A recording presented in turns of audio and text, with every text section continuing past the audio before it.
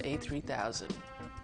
The A3000, also known as the ILCE-3000, is Sony's attempt to hit the $400 sweet spot of pricing for a kit with the 18 to 55mm lens and a camera that seemingly has everything that people stepping up from a point-and-shoot would want.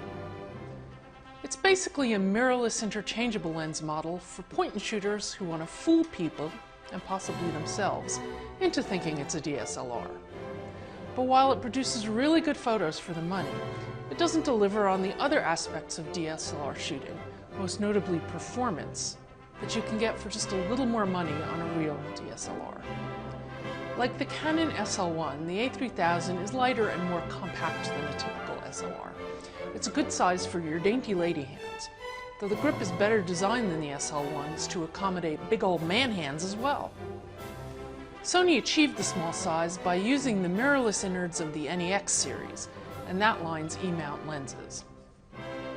It's not a particularly attractive camera, but it's functional if clunky. You have to delve into the annoying menus for most options, though it offers some higher-end features like a hot shoe and an electronic viewfinder. The viewfinder is small, coarse, and has poor color accuracy.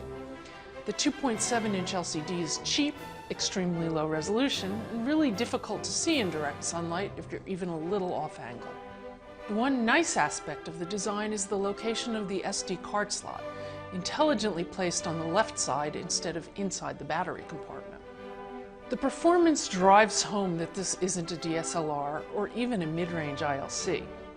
The autofocus is pretty sluggish, and its burst shooting tops out at about 2.6 frames per second, neither of which is really sufficient for photographing active kids or pets if you want anything more reliable than just the occasional happy accident.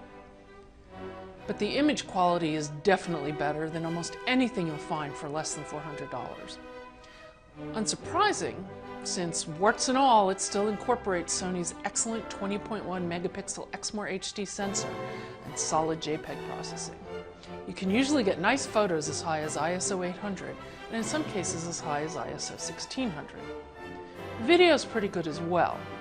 It has the same artifacts I see elsewhere, most noticeably jaggies on edges, but I see those problems in far more expensive cameras too.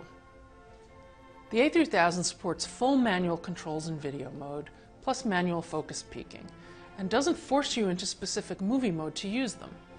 There's also a built-in stereo microphone, which is rare in this price class.